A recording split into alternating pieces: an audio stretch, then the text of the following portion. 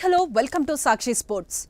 సుమారు 15 ఏళ్ల తర్వాత విజయ్ హజారే ట్రోఫీలోకి అడుగుపెట్టిన team India run machine Virat Kohli దేశవాళీ క్రికెట్లో పరుగుల సునామీ సృష్టిస్తున్నాడు.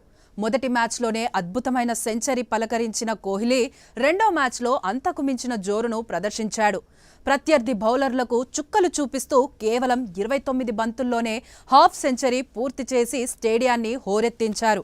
వన్డే ఫార్మాట్ మ్యాచ్లో టీ20 రేంజ్ బ్యాటింగ్తో విరాట్ విరుచుకుపడటం ఇప్పుడు సోషల్ మీడియాలో సెన్సేషన్ అవుతోంది. బెంగళూరులోని బీసీసీఐ సెంటర్ ఆఫ్ ఎక్సలెన్స్ వేదికగా శుక్రవారం గుజరాత్తో జరిగిన రెండో రౌండ్ మ్యాచ్లో ఢిల్లీ తరఫున కోహ్లీ ఈ విధ్వంసం సృష్టించాడు. మొదట బ్యాటింగ్కు దిగిన ఢిల్లీ రెండో ఓవర్లోనే తొలి వికెట్ కోల్పోయింది. దీంతో విరాట్ కోహ్లీకి బ్యాటింగ్ చేయడానికి ఎంతో సమయం దొరికింది. క్రీజులోకి రాగానే 4తో తన ఇన్నింగ్స్ మొదలుపెట్టిన విరాట్ ఆ తరువాత అసలు గ్యాప్ ఇవ్వలేదు.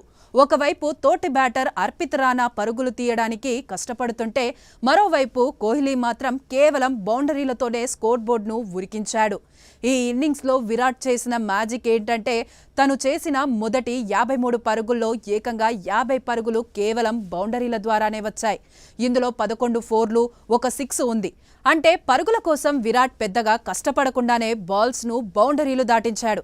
కేవలం 29 బంతుల్లోనే హాఫ్ సెంచరీ మార్కును అందుకున్న విరాట్ తన లిస్ట్ ఏ కెరీర్లో 85వ 50ని ఖాతాలో వేసుకున్నాడు. గత మ్యాచ్లో 101 బంతుల్లో 131 పరుగులు చేసిన కోహ్లీ అదే దూకుడును ఈ మ్యాచ్లోనూ కొనసాగించడం విశేషం. అయితే ఈ ఇన్నింగ్స్ను సెంచరీగా మలుస్తాడనుకున్న తరుణంలో విరాట్ అవుట్ అయ్యాడు. మొత్తం 58 బంతుల్లో 77 పరుగులు చేసిన Kohli left hand spinner Vishal Jaiswal బౌలింగ్లో స్టంప్ అవుట్ అయ్యి వెనుదిరిగాడు.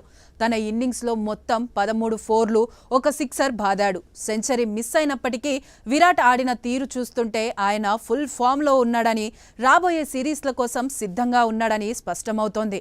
అటు విజయ్ హజారే ట్రోఫీలో ముంబై తరఫున బరిలోకి దిగిన హిట్మ్యాన్ రోహిత్ మొదటి మ్యాచ్లో సిక్కింపై ఆకాశమే హద్దుగా చెలరేగిపోయి 155 పరుగులు బాదాడు. అయితే అదే ఊపులో రెండో మ్యాచ్లోనూ సెంచరీ బాదుతాడని ఆశించిన అభిమానులకు తీవ్ర నిరాశ ఎదురైంది. ఉత్తరాఖండ్తో జరిగిన మ్యాచ్లో రోహిత్ అనూహ్యంగా తొలి బంతికే అవుట్ అయి గోల్డెన్ డక్గా వెనుదిరిగాడు.